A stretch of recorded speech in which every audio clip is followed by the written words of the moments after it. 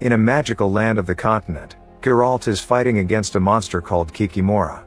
Geralt is a monster hunter known as a Witcher, meaning he's a mutated human with special abilities. He manages to cut off one of the monster's legs, but the Kikimora disarms him and pushes him down into the water. After lots of struggle, he manages to retrieve his sword and cut another leg to then stab the Kikimora in the head, finally killing it. Afterward, Geralt goes to the town of Blaviken and enters a tavern, but all the locals discriminate against him for being a Witcher. Some men get ready to attack him, but Renfri makes them back away with just a word and even shares a drink with Geralt. Next, a young girl takes Geralt to a tower, saying he can sell the Kikimora there. Geralt immediately notices the door is magical and just walks through it, only to discover the sorcerer Stregobor has created an illusion that simulates a paradise filled with beautiful women. Stregobor wants Geralt to assassinate Renfri because she was born with the curse of the Black Sun. All the women who carry that curse were born mutated and are predicted to bring the extermination of the human race. To prevent this, sorcerers have been killing these women, and Renfri is the only one left.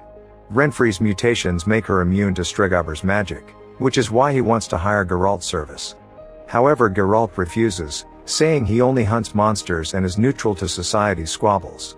Geralt leaves Blaviken, and in the forest he's approached by Renfri, who wants to know where Stregobor is. She explains that the assassin he sent abused her and robbed her, which is why she killed him, and now she wants revenge on Stregobor. Geralt stays neutral, but he bonds with Renfri over being discriminated mutants, and they end up doing the naughty. That night, Renfri tells him not to run from the girl in the woods because she's his destiny. In the morning, Geralt wakes up and sees Renfri's gone, so he rushes back to Blaviken, where he's surrounded by Renfri's gang. A guy shoots an arrow at him, but Geralt easily deflects it before meeting them in a fight. With incredible strength, fast and precise movements, and the use of magic signs, Geralt kills the gang members one by one, sometimes even using their own weapons. After decapitating the last guy, Geralt hears a girl asking for help and discovers Renfri is holding her hostage. Geralt tries to use a magic sign to make her obey him, but magic doesn't work on her. After pushing the girl away, Renfri attacks Geralt, who corners her against the wall because he doesn't want to hurt her. Renfri stabs him in the leg and forces him to fight, exchanging multiple hits of their swords, but with only Renfri causing any damage. Eventually, Geralt manages to corner her again, yet Renfri keeps on trying, so Geralt has no choice but to kill her. Then the locals and Stregobor show up. When Stregobor says he wants to do an autopsy on Renfri, Geralt threatens him with his sword, so Stregobor mentions he butchered a bunch of men to make people around them angry. Everyone starts calling Geralt butcher and throws stones at him, so Geralt has to leave town with his head down. Many years in the future, in the kingdom of Cintra, Queen Calanthe is holding a feast when a knight suddenly informs her that the Empire of Nilfgaard is coming to invade. She immediately gets her army ready and rides with her husband Ice to the battlefield, where they meet the Nilfgaardian army and a vicious battle begins. Bodies start falling all over the place as soldiers kill each other with no mercy, and while at first the Cintrans put up a good fight, eventually Nilfgaard's numbers overpower them. Ice thinks they should retreat, but Calanthe refuses to surrender Cintra. Suddenly, Ice takes an arrow through the eye and dies, causing Calanthe to have a breakdown before trying to go after the archer. Later at the Cintran castle, advisor Mousesack and Princess Cirilla meet with a wounded Calanthe, who has finally retreated and is dying. Outside, the Nilfgaardians are invading the city, so Mousesack puts up a magical barrier around the castle to keep the soldiers at bay for now. The Nilfgaardians spend the whole day shooting flaming arrows at the barrier, tiring Mousesack until he can't hold his magic up any longer. The enemy breaches the gates and another furious battle begins while the Nilfgaardians kill soldiers and citizens alike with sadistic brutality. Calanthe tells Cirilla to escape because Nilfgaard came for her, and she screams in protest, which makes the entire room shake. Unmoved, Calanthe tells Cirilla to find Geralt because he's her destiny. Meanwhile, the royal knights give everyone a bottle of poison to drink so they can die honorably instead of being butchered by Nilfgaard. As people die in every room, Calanthe goes to the window to end it all as well. In the castle's secret tunnels, Mousesack and a knight guide Cirilla out, only to see some Nilfgaardians coming. Mousesack tells Cirilla to take a horse and leave with the knight while he buys them time, but the duo barely gets to ride for a few minutes before they're chased by Care, the archer who killed Iced. He quickly kills the knight with an arrow and Cirilla falls off the horse, giving Care the chance to capture her. As they ride out of Cintra, Cirilla sees her kingdom burning down and gets so angry that she starts screaming. The horse gets scared and they both fall to the ground, so Cirilla keeps yelling to make Cair's head hurt but also causing a huge monolith to collapse between them. This opens a huge rift in the ground that allows Cirilla to escape into the woods. Back to Geralt. Many years after Blaviken, he's taking a break at a small tavern while the bard Jaskier sings about monsters. When Geralt tries to leave, a farmer approaches him and pays him to kill the monster that has been stealing his grain. Jaskier starts following Geralt because he wants an adventure, and doesn't stop even when Geralt punches him to shut him up. When they make it to an open field, Geralt is suddenly hit by a little projectile from a creature hiding in among the plants. Then Jaskier is knocked down by another projectile before the creature comes out to hit Geralt with his horns. His name is Torque, and he's a Sylvan who is tired of humans trying to poison him. Geralt attacks Torque and punches him, only to be ambushed from behind and be knocked out too. Later Jaskier and Geralt wake up tied up inside a cave. A sick elf has fun hitting them while the king of elves Filavandrel explains that Torque has been stealing food and medicine for his people. Jaskier is confused because elves live in golden palaces, so Filavandrel has to tell him that's propaganda. The elves were kicked out of their lands by humans and now they live hiding. Geralt points out that by attacking humans the elves are only proving them right, so they should leave and rebuild instead of losing more elves in fights. Seeing Geralt as another victim of humans, Filavandrel decides to let him and Jaskier go, and Geralt thanks him by giving him the farmer's bounty. Many years in the past in a small town, a hunchbacked girl called Yennefer is attacked by two teens for being ugly, which causes Yennefer to unconsciously teleport. She appears inside a strange place and meets sorcerer Istred, who calms her down and explains she's in Aretuza, the college to learn magic. Thinking he wants to attack her too, Yennefer slaps him, but Istred just opens a portal for her so she can go home. Later at the farm, Yennefer is being abused by her stepfather when they're suddenly interrupted by Tissaia, a teacher from Aretuza who offers to buy Yennefer for a few coins. Her mother protests, but her stepfather accepts the deal and Yennefer is taken against her will. In Aretuza, Yennefer is locked up in a room and has a breakdown during which she breaks a mirror. The shards give her an idea and she tries to self-delete. However, Tissaia saves Yennefer's life and as soon as she wakes up, she's sent to class. Tissaia demonstrates the use of magic, explaining that it always has a price. Fringilla tries a spell to make a rock float and her hand starts mutating, so Tissaia demonstrates how to pay the price by making a flower die to levitate the rock. Then all the students try it, but Yennefer is the only one who fails. Feeling down, Yennefer looks for Istred and befriends him. Days pass and Yennefer continues to fail at doing magic. In her free time she visits Istred, who comforts her and teaches her how to read his mind. One night, Tissaia takes her students to a cave with an open ceiling. Their task is to bottle lightning, but the first two girls fail, and so does Yennefer. Only Sabrina pulls it off, and it makes Yennefer so angry that she shoots some lightning, which Tissaia has to redirect. Sometime later, Istred feeds Yennefer a special flower that allows her to open a portal, causing her to reveal her real father was half-elf and Istred kisses her. Afterward it's revealed that he's working for Stregobor and tells him that Yennefer is a quarter elf. Later Yennefer hears some noises and follows them to discover Tissaia transforming 3 classmates into eels. Then Tissaia asks Yennefer to push them into the water, which immediately lights the school up with magic. In the future, Cirilla hears a bunch of soldiers looking for her and hides just in time. Then she tries to grab some berries but suddenly she hears a noise and meets Dara, a boy who warns her those berries are poisonous. Dara hunts some rats and shares them with her, agreeing to stick together. Eventually they come across a Cintran refugee camp and Cirilla runs to it, but this time Dara doesn't follow. While trying to get some food, Cirilla meets a boy who has elf ears hanging on his neck because he killed a bunch of them. It turns out Cintra used to be the land of the elves and Calanthe ordered her people to kill any elf who tried to take it back. The boy invites Cirilla to stay in his family's tent, where the mother notices Cirilla doesn't have shoes so she orders the dwarf servant to give her his. In the middle of the night, Nilfgaardians attack the camp. As the family grabs their stuff to escape, the mother slaps the dwarf for dropping her things and insults him, causing the dwarf to finally snap and stab her multiple times. Suddenly someone cuts the tent and Cirilla is pulled out, only to discover it's Dara. They run together through the massacre in the camp, where they see the other boy dead and Care looking for her. The kids run into the forest, and when Dara takes off his hat, she discovers he's an elf. Sometime later, Cirilla wakes up when she hears weird voices whispering to her. She follows the voices into the Brokilon forest, ignoring Dara calling her name. When he tries to follow her, he's stopped by arrows coming from the trees, and a bunch of corpses in the area reveal the locals don't like visitors. Back in present time in Temeria, a young dying boy is telling Witcher Remus about the monster that attacked him. The father pays him to kill the creature, so Remus follows a trail of blood and bodies into the butcher's shop. He carefully sneaks around with his sword out as he hears the monster run in the dark until the creature waits for him to turn and kills him from behind.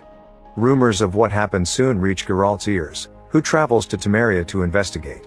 The local workers want to revolt against the king for doing nothing, so Courtier Ostrid and the royal knights have to show up to stop them. Then Geralt tries to offer his services, but Ostrid makes his men kick Geralt out instead. On their way out, the guards suddenly fall asleep and fall off the horses. At that moment royal sorceress Triss reveals herself, saying she wants Geralt to save the creature. Later at the castle, she explains that the attacks have been coming from the crypt of Princess Ada, who rumors said was killed while pregnant. The monster may be Ada's cursed unborn child. She also allows Geralt to examine all the bodies of the creature's victims, including Remus. Geralt discovers the bodies are only missing the heart and liver, and the only monster who eats like that it's a Striga, a cursed female. This confirms the creature is the unborn princess. The next day, Triss introduces Geralt to King Foltest, and Geralt shares the truth about the monster. Annoyed, Foltest asks everyone to leave, but Geralt waits for the others to be out to suddenly lock the door and interrogate Foltest. He wonders why the king hasn't reacted to the news of his sister being murdered and asks who is the baby's father. Foltest refuses to answer and kicks Geralt out of his kingdom. Instead of leaving, Geralt sneaks into the crypt with Triss. After Geralt sniffs the bed, they find a bunch of letters inside a music box. The queen wrote to Ada asking her to stop getting naughty with Foltest, which confirms he's the baby's father. They take the letters to Ostrid and Geralt mentions he smelled Ostrid's scent on the prince's bed. Ostrid admits he used to be jealous of Ada because she chose her brother over him and he was the one that sent the curse. He had been trying to curse Foltest but it backfired, and Geralt punches him for it. In the evening, Geralt returns to the crypt and finds Foltest, who begs him to save his daughter. Inside, Geralt ties Ostrid to the bed and forces him to share what spell he used, making him realize he'll have to fight the Striga until dawn to break the curse. Geralt takes his special potions for a boost and then leaves the room, allowing the Striga to find Ostrid and kill him in seconds. Afterward the Striga searches for Geralt, who must fight her without killing her. He throws a chain to capture her, but the Striga easily breaks it and attacks him. Geralt fights her without using his sword, pushing her away with a magic sign instead. However, the Striga easily knocks him down and starts throwing around. With another magic sign, Geralt destroys the floor, causing them to fall into an underground area. Then he places a magical barrier on the entrance before he's attacked by the Striga again. When he's down, the Striga tries to escape, but the barrier keeps her at bay. At that moment the sun starts to come out, so Geralt runs to push the Striga and prevent her from returning to her crypt. Instead he goes inside himself and locks it with a magic barrier, leaving the Striga screeching outside in frustration. In the morning, Geralt finally comes out and discovers the Striga has become a young girl, meaning the curse is gone. When he comes closer, the girl jumps on him and bites his neck because she doesn't know how to be human. Moments later, Geralt wakes up after being healed by Triss. She tells him that Foltest made up a story about how Ostrid died while killing the Striga and that locals consider him a hero. Geralt just takes his money and leaves. Back in the past, Yennefer and Istred are having their first time while Yennefer keeps up an illusion to practice her magic, which makes it look like they have an audience clapping for them. Afterward Yennefer meets with the enchanter who will modify her body to be beautiful because all sorceresses must look good while working as royal advisors. Sometime later, Yennefer learns that instead of advising the king of her homeland as planned, she'll be sent to Nilfgaard. She angrily demands an explanation and Tissaia shares that Stregobor told the rest of the council that Yennefer is part elf. Sometime later Istred notices Yennefer has missed the initiation and goes looking for her, only for Yennefer to yell at him because she's realized he manipulated her. An argument ensues but Yennefer refuses to forgive him. While a ball is being thrown to introduce the new sorceresses to their kings, Yennefer goes to see the enchanter. Since there isn't much time left, he can't prepare the herbs to put her to sleep, so she'll have to go through it awake. Like all sorceresses, She must pay the price of the transformation with her fertility. As the enchanter removes her womb and begins working on fixing her body, Yennefer screams in pain but never gives up, letting every bone and inch of skin reform itself. Moments later, Yennefer shows up at the party and shocks everyone with her stunning beauty. She immediately dances with the king of her homeland and gets the position she wants, making everyone else seethe. In the present, Jaskier is in a tavern hearing the alderman describe how Geralt lost to a monster. Jaskier doesn't believe him, and soon Geralt enters the tavern covered in monster guts. Everyone considers Geralt a hero while Jaskier makes them sing his Witcher song, which has helped clean Geralt's reputation and made him famous. In return, Jaskier asks Geralt to be his bodyguard for an incoming royal party. When they arrive at the castle, Mousesack immediately recognizes Geralt and asks him to chat in private. He explains lots of people are gathered here to ask for the hand of Calanthe's daughter Pavetta, although Iced is there because he's more interested in Calanthe herself. When Calanthe finally arrives, the party truly takes off. Two drunk lords begin arguing about manticores, so Geralt throws some sass at them to shut them up. Amused, Calanthe invites Geralt to sit with her.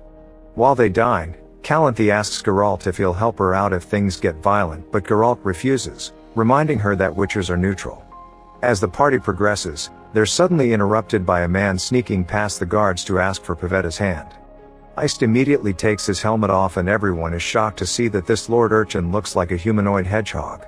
Calanthe orders Geralt to kill him but Geralt refuses, saying this isn't a monster but a cursed knight. Then Calanthe orders the guards to get him, yet Urchin beats them up in seconds before announcing that Pavetta belongs to him under the law of surprise. A whole army of guards tries attacking him again, and while at first Urchin can defend himself, more guards keep coming and he's overpowered. When he's about to get killed, Geralt cuts in to defend him, and the battle restarts with Urchin and Geralt fighting together. One by one the soldiers go down all over the dance area, and soon the other lords come forward to take over the attack. However, Iced takes Urchin's side, saying the law of surprise must be respected. Total chaos ensues and eventually Calanthe grabs a sword to save Iced before yelling for everyone to stop. Suddenly Pavetta runs to Urchin and hugs him, revealing they've been having a secret affair. Then Urchin explains he saved the king's life years ago and as a reward, he asked for the law of surprise, which gives you what a person has but doesn't know yet. Later that day the king discovered Calanthe was pregnant with Pavetta. The king may be dead now but Calanthe reveals she knew about this, that's why she tried to hire Geralt in advance. Urchin had never intended to claim Pavetta, but one day he bumped into her by accident and they fell in love. Pavetta says she wants to marry Urchin, and Iced, Mousesack, and Geralt tell Calanthe that a promise must be honored.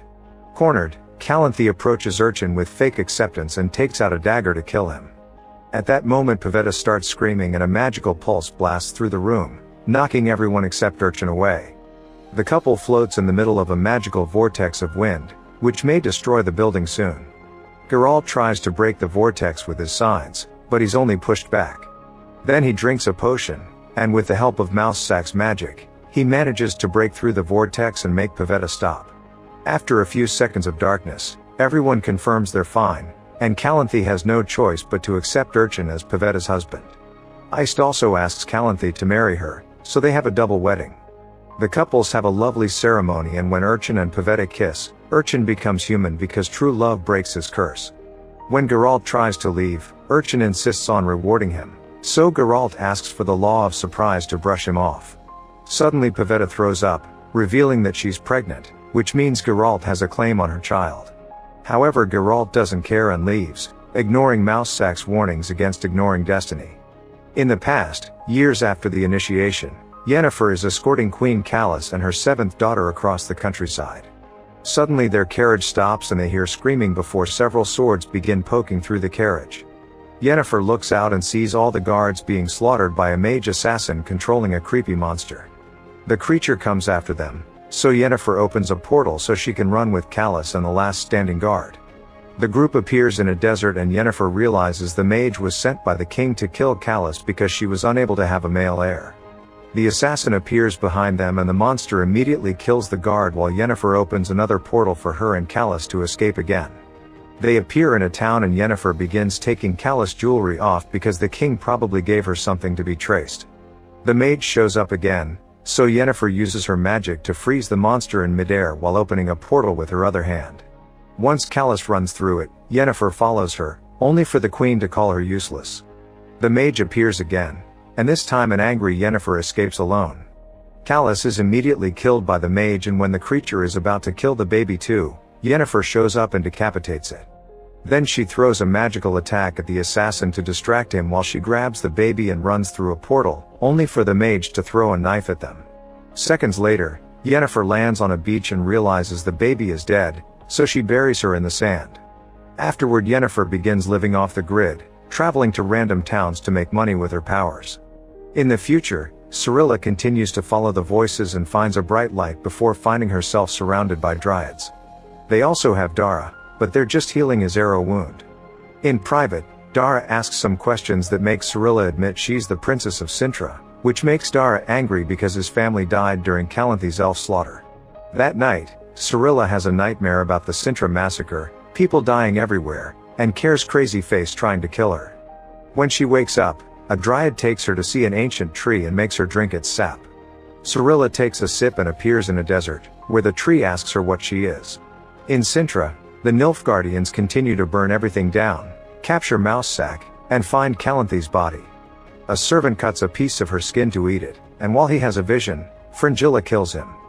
Then she reads his entrails and discovers Cirilla is in Brokilon, so she sends Cair after her. Sometime later, Cair enters the room of a man who keeps people's body parts in jars. This guy is a Doppler, meaning he can take the form of any person, and Cair hires his services. He takes him to see Mousesack, who tries to run only for the Doppler to jump on him and copy his appearance before killing him. In the present, a few years after the Cintran feast, Jaskier finds Geralt fishing for a djinn so that he can wish for a cure for his insomnia. When he finally finds a bottle, Jaskier fights him for it, and the bottle accidentally breaks. Geralt wishes Jaskier would shut up, and a cut appears on his arm as a strong wind begins blowing around them. Guessing it's the djinn, Jaskier makes two dumb wishes, only to suddenly be pushed by magic. Geralt uses his sign to send the djinn away, and when he turns around, he finds Jaskier puking blood with a tumor on his throat. On his horse, Geralt takes Jaskier to the nearest camp and asks for a healer. The man inspects the tumor and gives Jaskier a potion that will buy him a few hours, but they'll need a powerful mage to take care of this. Apparently there's one in the mayor's house. Geralt rides to the mayor's house and knocks down the guard to get inside.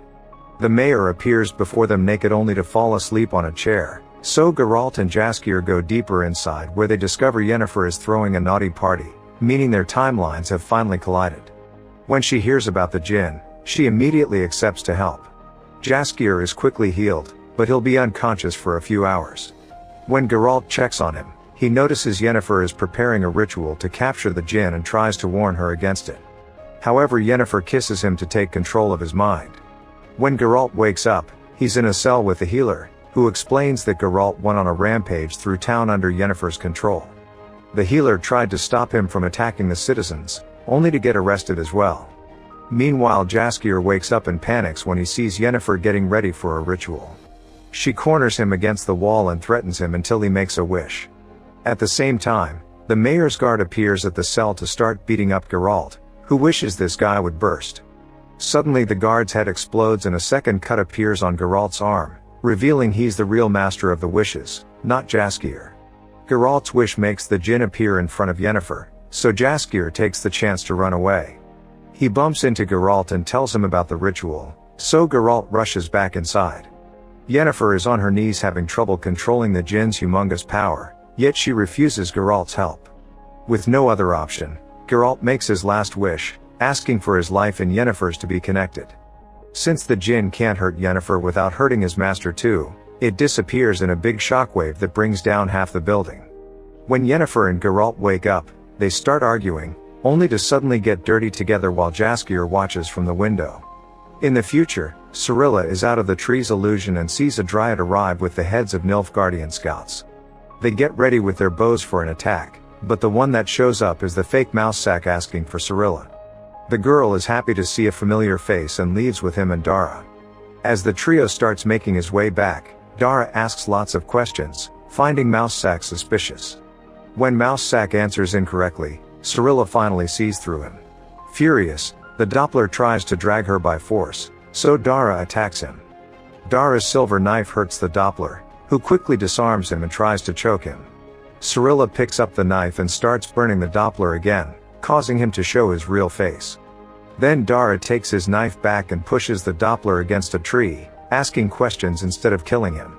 Cirilla grabs the knife to do it herself, giving the Doppler the chance to knock Dara down. Terrified, Cirilla runs away, only to be caught by the Doppler in the form of a Nilfgaardian soldier. Moments later, Cirilla finds herself tied up inside an inn room where she meets with Care. However, as soon as Care turns around, Cirilla changes forms to copy Care's because it's actually the Doppler, who is angry at Care for not telling him how dangerous Cirilla is. A fight ensues and Care has trouble fighting the Doppler because he's copying his skills. The men fight all over the room, using any object available as a weapon. Care cuts the Doppler's face with a broken bottle, forcing him to run away. When Care comes out too, he sees a bunch of locals and can't guess who the Doppler may be disguised as, so he gives up. Meanwhile, Cirilla is tied to a tree in the forest and found by Dara, who quickly frees her. He scolds her for leaving the safety of Brokilon, saying she only brings terror and death just like Calanthe, then he abandons her. Cirilla travels alone and ends up in a small town, where she steals a horse to travel faster. That night, she's camping on an open field when she's suddenly approached by some guys. She realizes they're people she knew from Cintra, but they aren't here as friends, they want to capture her and bring her to Nilfgaard for the reward. Terrified, Cirilla falls to her knees and her powers take control of her. With a creepy voice, she shares a prophecy about the end of the world and screams. In the present, a few years after the Jinn incident, Geralt and Jaskier meet with Bork and his 2 bodyguards. Over a drink, Bork explains a dragon has appeared in the kingdom, and the locals tried to attack it to get its gold. In revenge, the dragon has destroyed half of the countryside. The king has now put a price on the dragon's head, so lots of teams are getting ready to go after it. Bork wants Geralt in his team, but Geralt refuses, saying dragons are intelligent creatures and he doesn't kill them. However, he immediately changes his mind when he discovers Yennefer is coming along with a knight. While all the teams are going up the mountain, Jaskier finds a monster among the bushes and panics. Geralt explains it's a peaceful monster that probably is just hungry. However, the knight comes forward and viciously slays the poor creature, decapitating it before continuing to hit it with his sword. Later, when the group stops to rest, the knight roasts the monster and eats it, which makes him feel sick and run to relieve himself in the woods. The next morning, the group discovers that the knight was murdered while pooping. Yennefer is furious because she lost her sponsor and Geralt asks her why she wants to kill the dragon. She explains that a dragon's heart can cure infertility, but Geralt just laughs at her, saying it's an urban myth. Then the dwarf team announces they don't trust the team of mercenaries, believing them to have killed the knight, so they'll take a shortcut. Geralt's team and Yennefer go with them, discovering the shortcut is a very small path around the mountain made for dwarves. They still cross it very carefully, however their weight makes the wood break and Bork and his bodyguards fall, managing to hold onto the chain at the last second. Geralt holds onto the chain wanting to save them, but the wood is breaking under him too. Not wanting more deaths, Bork lets go and his bodyguards quickly follow him. Moments later, the group stops to make camp and Geralt visits Yennefer in her magical tent, where they end up getting naughty for the rest of the night. The next morning, Yennefer and Geralt discover the dwarves left without them, so they go after them. When she catches up to the dwarves, Yennefer uses magic to make them freeze. Then she enters the cave and discovers the dragon has already died protecting her egg. Yennefer tries to approach her only to find her path blocked by Bork's bodyguards, who are actually alive. The women are about to fight but Geralt interrupts them, soon followed by a second dragon. It turns down this is Bork's real body and he never hired Geralt to kill his wife, he wanted the Witcher to protect the egg from the other teams. At that moment the mercenaries arrive, so Yennefer and Geralt help the bodyguards protect the egg.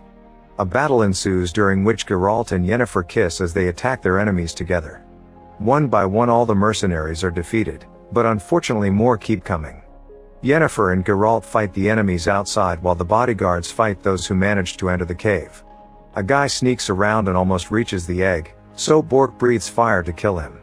Outside, a mercenary throws dirt into Geralt's eyes to distract him, but Geralt catches his weapon and allows Yennefer to kill him, ending the fight.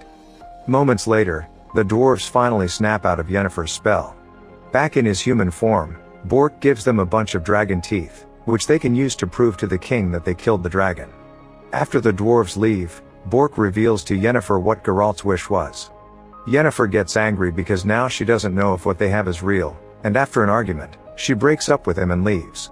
Many years later, Geralt sees the Nilfgaardian army marching towards Cintra, meaning he's finally in Cirilla's time.